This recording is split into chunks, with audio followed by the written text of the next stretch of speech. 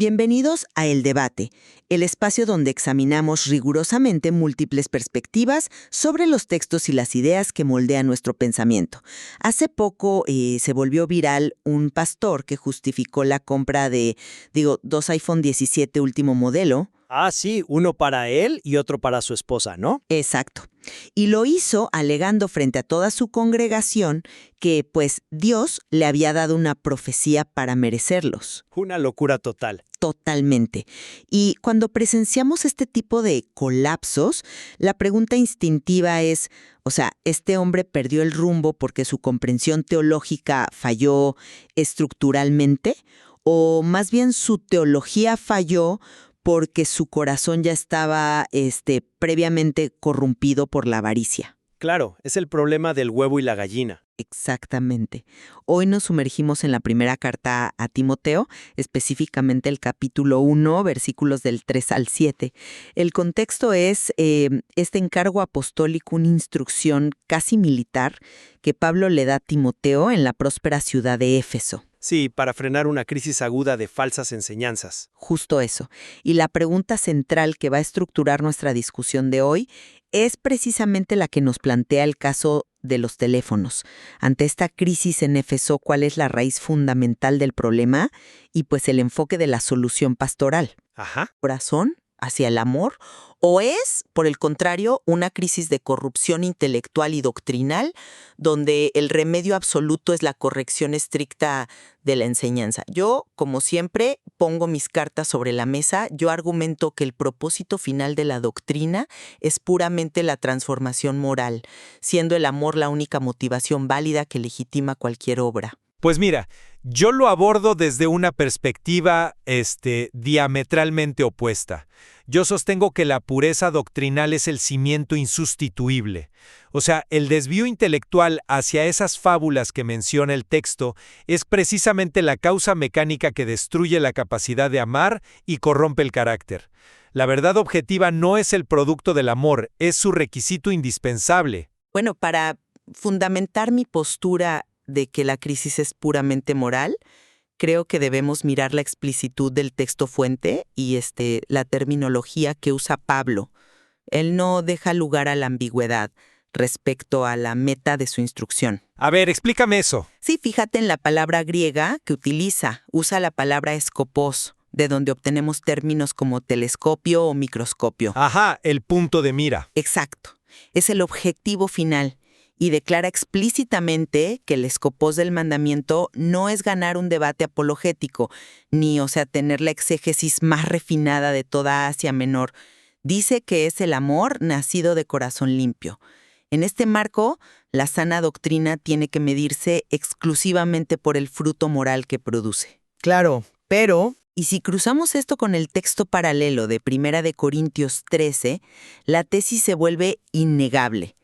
Pablo argumenta allí que puedes tener la ortodoxia más impecable, el conocimiento absoluto de todos los misterios, pero si no tienes amor, vienes a ser como metal que resuena. Sí, el famoso címbalo que retiñe. Ándale, piensa en esto como una analogía acústica. Es como tener las partituras originales de la 9ª Sinfonía de Beethoven.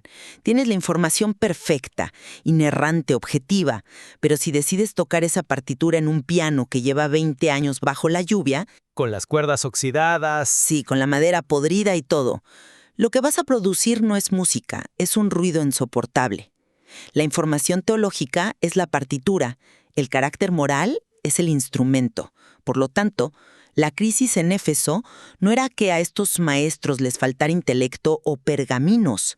Era una crisis de motivaciones profundamente egoístas. Entiendo la analogía. Volviendo al pastor de los teléfonos, él usó el vocabulario correcto, apeló a la revelación, usó la gramática de la fe, pero como su motor era la codicia y no el amor sacrificial, pues su conocimiento mutó en lucro personal.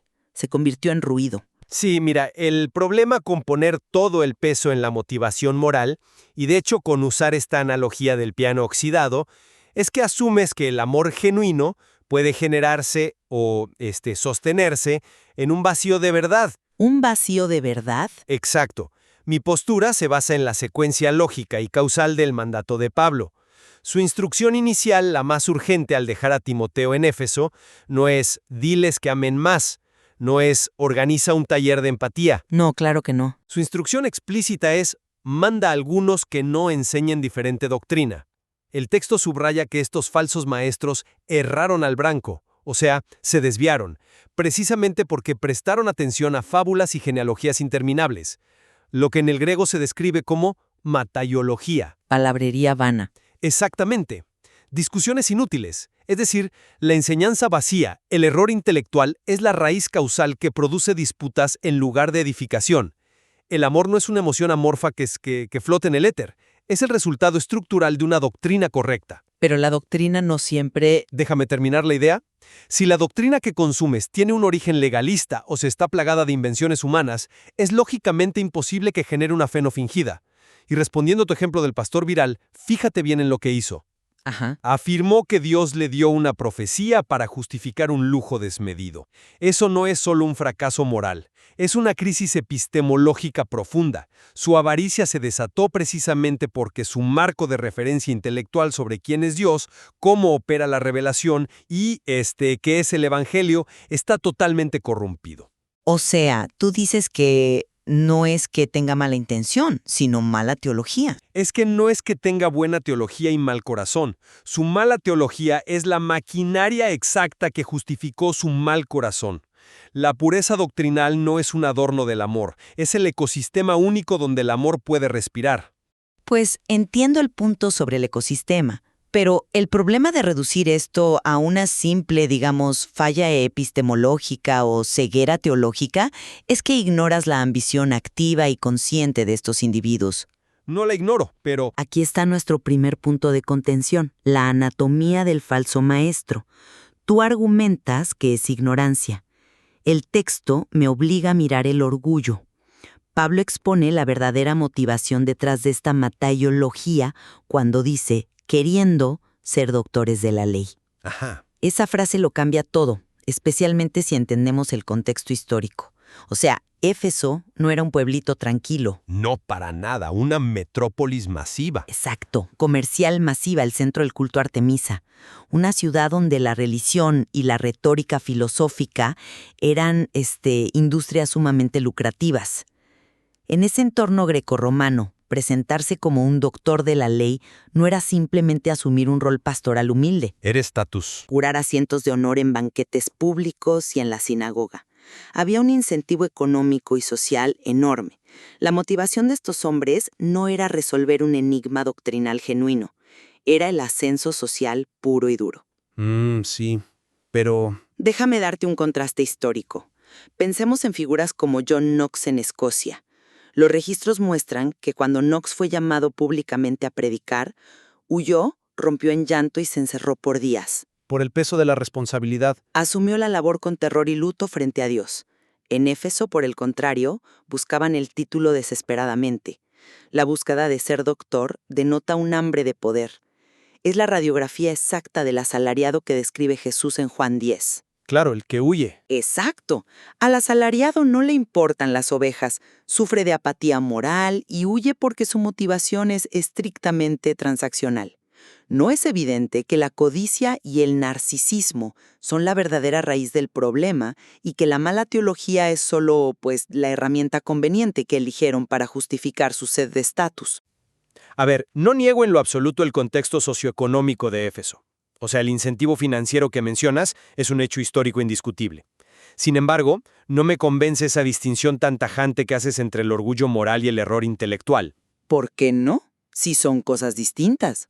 Porque en la cosmovisión bíblica son mecanismos inseparables. Te enfocas en que queriendo ser doctores de la ley para ganar estatus, y es cierto, pero la pregunta analítica aquí es, ¿por qué esa ambición tomó la forma específica de distorsionar la ley mosaica? Porque era lo que tenían a la mano. No solo eso, el texto nos da la clave clínica de inmediato. Dice, no entienden ni lo que hablan ni lo que afirman. Su arrogancia no operaba en el vacío, operaba impulsada por el motor de una falsa premisa doctrinal. Piensa en el papel exegético de la ley. Ajá. El propósito teológico de la ley es actuar como un espejo implacable que expone la absoluta incapacidad moral del ser humano. Todo esto con el fin de destruir la autosuficiencia y llevar al individuo al arrepentimiento. Estoy de acuerdo con eso. Entonces, si tú entiendes la ley correctamente, es decir, si tu intelecto capta la doctrina sana, es mecánicamente imposible que la uses para inflar tu ego. El peso de esa verdad te aplastaría, como le pasó a Knox en tu ejemplo. Bueno, sí. Por lo tanto, el simple hecho de que estos hombres en Éfeso creyeran que podían usar la ley sagrada como un trampolín para su vanidad social, demuestra irrefutablemente que su crisis era intelectual de origen. No entendían la mecánica básica de la revelación de Dios. O sea que para ti la arrogancia es secundaria. Interpretaban la realidad desde un paradigma epistemológicamente roto. El orgullo y la avaricia son los síntomas visibles de la enfermedad, sí, pero la infección patógena es la mala teología. Pues dices que su arrogancia operaba sobre una premisa doctrinal falsa y que la mala teología es la infección real. Pero si la mente humana ya está predispuesta a autoengañarse, ¿cómo es que la pura información teológica va a reparar esa maquinaria rota? A través de la regeneración. Y esto nos lleva directamente a nuestro segundo punto de contención, la mecánica de la regeneración y el funcionamiento de la conciencia. Pablo menciona 3 cualidades estructurales que deben operar en simultáneo para que el amor sea válido: corazón limpio, buena conciencia y fe no fingida. Me gustaría que analizáramos cómo funciona exactamente esa conciencia a la luz de este debate. Me parece el terreno ideal para probar mi punto, la verdad, porque aquí es donde la supremacía de la precisión doctrinal se hace aún más evidente. Analicemos el mecanismo de la buena conciencia. A ver. La conciencia es esa facultad interna que juzga nuestras acciones, ¿no? Que nos acusa o nos excusa. Pero la antropología bíblica es clarísima en que la conciencia humana, en su estado natural o caído, está corrompida. Es poco confiable. Totalmente. El material fuente nos recuerda a menudo el contraste entre Pedro y Judas. La culpa sin regeneración te lleva a la desesperación y la autodestrucción, no a la redención. Entonces, para tener una buena conciencia que produzca el tipo de amor que Pablo exige en Éfeso, esa facultad necesita ser calibrada constantemente. Ajá. ¿Y cómo la calibras? Pues única y exclusivamente a través de datos objetivos externos, la verdad inmutable de la palabra de Dios y la comprensión precisa de la obra expiatoria. Si a la conciencia se le alimenta con fábulas, legalismo o misticismo barato, su brújula se desvía. Empieza a fallar el norte. Exacto, empieza a normalizar el pecado o a condenar cosas que Dios ni siquiera condena. Por eso, sin la doctrina precisa de la justificación y la regeneración, la conciencia humana es un radar averiado. No puede generar un amor válido hacia el prójimo porque su norte magnético siempre apuntará hacia la autocomplacencia. Así que la precisión teológica no es un debate académico para eruditos aburridos, es la única forma operativa de tener una conciencia que funcione en la vida real. Mira, acepto completamente la premisa de que la regeneración humana es imposible sin la intervención divina y sin un estándar externo. El profeta Jeremías es definitivo en esto. O sea, engañoso es el corazón más que todas las cosas. Sí, así es. Sin embargo, si nos quedamos solo en la calibración intelectual de la conciencia, ignoramos la tercera y más reveladora cualidad que exige Pablo, la fe no fingida. La fe sincera y sin hipocresía. Y aquí es donde la teoría de que la precisión teológica lo resuelve todo choca contra el muro de la historia. ¿A qué te refieres con el muro de la historia? Históricamente, la ortodoxia más impecable ha sido el escondite perfecto para la hipocresía más oscura. Piensa en el fenómeno del fariseísmo en el primer siglo. Ah, ¿el típico ejemplo? Es que es el mejor ejemplo. Jesús mismo diagnosticó su desconexión diciendo, dicen y no hacen. Su teología de la ley era probablemente la más minuciosa y precisa de su época. Su doctrina sobre la resurrección de los muertos, a diferencia de los saduceos, era perfectamente correcta. Sí, doctrinalmente estaban en lo correcto en muchas cosas. Tenían la conciencia calibrada con las Escrituras, pero carecían por completo de amor y misericordia. Eran sepulcros blanqueados. Déjame proponerte una analogía médica para ilustrar cómo opera esto. Imagina un hospital de alta especialidad. ¿Ok? Tienes a un paciente gravemente enfermo y un equipo de los mejores diagnosticadores logra identificar la enfermedad con precisión milimétrica. Tienen el diagnóstico perfecto, fundamentado en la ciencia médica más avanzada, incluso tienen la medicina correcta ahí en la mesa. Ajá. Pero si el paciente se niega a tomar la medicina o si los médicos no se la administran por simple negligencia, esa precisión diagnóstica no salva la vida de absolutamente nadie. De la misma manera, la exactitud doctrinal, esa calibración de la brújula que mencionas, Sí. si no se traduce empíricamente en la medicina tangible del amor sincero y la compasión genuina, es completamente estéril. Sigue siendo el piano oxidado. El diagnóstico no basta. Es una analogía médica muy elocuente, pero, híjole, creo que involuntariamente termina validando mi argumento fundacional. ¿Cómo crees? Sí, porque tienes razón en que un diagnóstico sin la administración del tratamiento es inútil frente a la muerte. Sin embargo, el error en tu aplicación de la analogía es separar la medicina del diagnóstico. Yo argumento que la sana doctrina es la medicina en sí misma, no solo el papel del diagnóstico. Pero la doctrina por sí sola no actúa. Es que la falsa doctrina de las genealogías interminables es el equivalente exacto a darle al paciente un vaso de cianuro etiquetado como penicilina. No importa cuánta empatía, buenas intenciones o amor genuino tenga la enfermera al momento de administrar ese vaso. El paciente se va a morir envenenado. Bueno, es un caso extremo. Pero aplica. La sinceridad del corazón no neutraliza la toxicidad del error intelectual. Y respecto a tu punto sobre los fariseos, asumes que su doctrina era perfecta y que solo fallaban en la práctica, pero Jesús los confrontó precisamente en su doctrina. Les cuestionó su actuar legalista. Les dijo, invalidáis el mandamiento de Dios por vuestra tradición. Su teología estaba profundamente corrompida por el legalismo humano, y de esa corrupción teológica nació su crueldad práctica. Pero bueno, bajemos este debate teológico a la experiencia diaria. ¿Cómo pasamos de esta mecánica interna a las motivaciones prácticas del creyente en su día a día? Ese es el paso lógico indispensable, aterrizar la idea a la vida diaria. Y aquí quiero plantear nuestro tercer punto de contención, la motivación que impulsa la acción del siervo. Cómo la gracia transformadora produce un motor moral infinitamente superior a cualquier imposición doctrinal o manual de reglas. A ver. Hay una historia clásica en la cultura estadounidense que ilustra perfectamente esta dinámica. Habla de un hombre que pasó años en prisión. Él amaba profundamente a su esposa y antes de ser liberado, le escribió una carta con una petición muy específica. Ajá. Le dijo que si ella estaba dispuesta a perdonarlo y recibirlo de vuelta en su vida, amarrara un pañuelo amarillo en las ramas del gran roble que estaba a la entrada del pueblo. Si no veía el pañuelo desde el autobús, él seguiría de largo y nunca más la molestaría. Una prueba de gracia pura. Exacto. Y cuando el autobús finalmente se acercó al roble, el hombre estaba aterrorizado, con la vista clavada en la ventana. Pero al mirar, no vio un solo pañuelo. Vio cientos y cientos de cintas y pañuelos amarillos cubriendo cada rama, el tronco y hasta la cerca.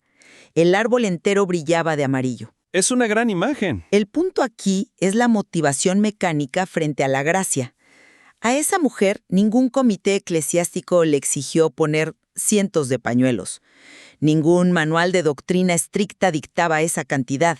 La regla era uno solo, pero el amor desbordante, nacido del perdón y la gracia, multiplicó la acción orgánicamente. Sí. Nadie tiene que estar persiguiendo mecánicamente a un creyente verdaderamente transformado para decirle que ore, que sea generoso o que atienda a los huérfanos. Cuando tu corazón comprende experimentalmente que el buen pastor dio su vida por ti, el amor orgánico destruye el cumplimiento legalista.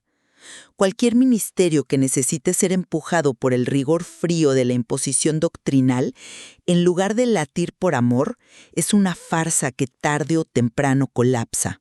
Entiendo el poder emocional de esa imagen, y verdaderamente ilustra la belleza de una respuesta motivada por la gratitud en lugar del miedo.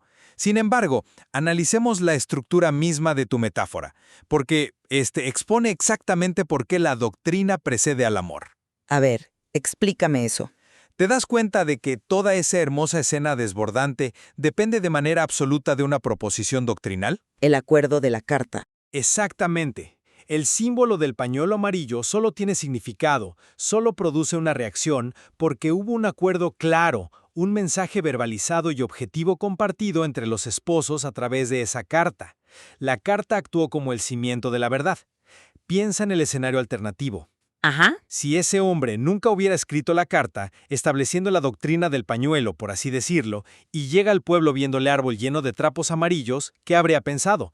¿Habría asumido que el pueblo estaba celebrando un festival de primavera o advirtiendo sobre una plaga de fiebre amarilla? Bueno, sí, sin contexto no significa nada. Jamás habría significado te perdono y eres bienvenido a casa. La acción desbordante de la mujer, por más llena de amor que estuviera, requería desesperadamente de la verdad objetiva para tener dirección, sentido y poder de comunicación. Sí, te sigo. Llevando esto directamente a Éfeso, esa carta con las instrucciones claras es la sana doctrina. Es el mensaje histórico y objetivo del Evangelio. Sin la enseñanza doctrinal explícita y precisa de que el buen pastor su vida da por las ovejas, nuestras emociones, nuestro fervor y nuestro supuesto amor se convierten en un subjetivismo peligrosísimo. Pero tampoco podemos reducir todo a la doctrina fría. Es que es misticismo vacío si no tiene raíz. El autoexamen sin el ancla pesada y fría de la verdad doctrinal degenera en un sentimentalismo que cambia con la cultura. El amor es indiscutiblemente el motor del tren, te lo concedo, pero la doctrina de los apóstoles son los rieles.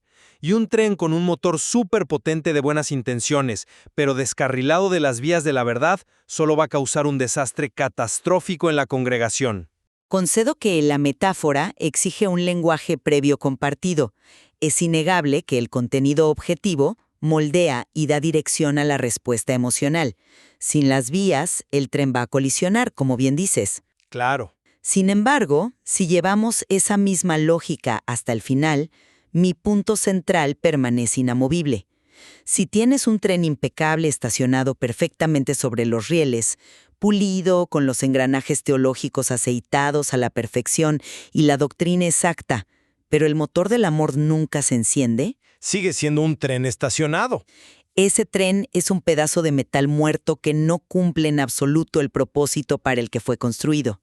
Y Pablo es el que define ese propósito. Él no dice que el escopos, el destino final del mandamiento, sea tener las vías perfectamente alineadas y sin óxido.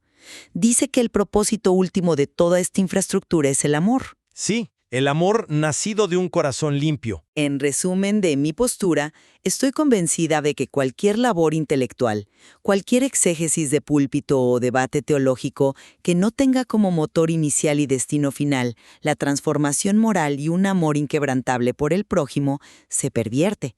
Inevitablemente se convierte en un juego aristocrático de estatus, en ruido insoportable o, en una herramienta de manipulación, como lo ilustra perfectamente el pastor exigiendo lujos en nombre de Dios.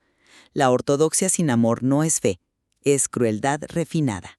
Pues para sintetizar mi contraparte, reitero que, si bien concuerdo en que el amor sincero es la meta última del encargo que Pablo le hace a Timoteo, la evidencia bíblica y la naturaleza humana demuestran repetidamente que no puedes fabricar ese nivel de pureza moral apelando directamente a la voluntad o a las emociones. Sí, no es solo fuerza de voluntad. Exacto. El vehículo exclusivo diseñado por Dios para purificar esa conciencia y limpiar ese corazón es la absorción rigurosa de la sana doctrina. Abandonar la precisión y la defensa teológica en favor de un pragmatismo ético o un sentimentalismo integrador, pues no produce una iglesia más amorosa. Sencillamente destruye los cimientos objetivos que hacen posible entender qué es verdaderamente el amor y cómo amó Cristo. Cuando la iglesia cede territorio en la verdad, el resultado sin excepción histórica es la confusión moral. Es un punto de inflexión fascinante, y creo que donde verdaderamente convergemos hoy es en el rechazo absoluto al cumplimiento metánico. Totalmente de acuerdo. Ambos estamos de acuerdo en que el fariseísmo, los rituales vacíos y el legalismo son fuerzas corrosivas que destruyen el tejido de cualquier comunidad de fe. Ambos reconocemos que el autoexamen riguroso y constante no es una sugerencia opcional.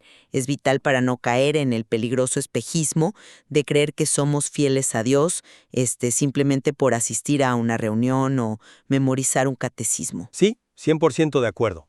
El peligro del autoengaño es real para ambos bandos. Donde evidentemente seguimos habitando una tensión irresoluble es en la dirección de la causalidad. Ajá, el orden de los factores. Para ti, la rectitud moral, la intención pura y la motivación compasiva dictan la validez de todo el andamiaje intelectual. Para mí, estoy seguro de que la claridad, la precisión teológica y la preservación intacta del mensaje histórico son el único manantial del cual puede brotar cualquier posibilidad de moralidad genuina. Y es precisamente esa fricción la que ha mantenido alerta a la Iglesia por más de 2000 años. Esto nos deja con una invitación ineludible para quienes nos escuchan. Auditar sin piedad sus propias motivaciones a la luz de estas advertencias a Timoteo. Una auditoría necesaria. Sí, cuando te acercas a tus estudios, a tu comunidad de fe o al liderazgo, ¿lo haces persiguiendo secretamente la validación, buscando el prestigio de ser visto como un erudito impecable? ¿O tus acciones diarias son la consecuencia orgánica de una gracia transformadora que busca genuinamente el bienestar del otro? Son preguntas duras. En estos breves versículos, el apóstol Pablo nos confronta con la delicada y explosiva interacción entre una mente anclada en la verdad y un corazón movido por el amor. Y al final del día, cuando detectamos grietas en nuestras propias estructuras espirituales, tenemos la obligación de preguntarnos con honestidad brutal: ¿lo que está fallando es la precisión de nuestro plano arquitectónico o es la calidad y la pureza del material con el que estamos construyendo? Gracias por pensar con nosotros.